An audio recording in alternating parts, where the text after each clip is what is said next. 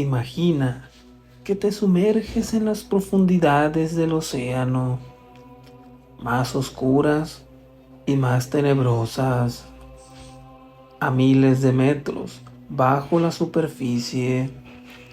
No hay luz, no hay vida visible, solo un silencio eterno. Pero en 1997, ese silencio fue interrumpido.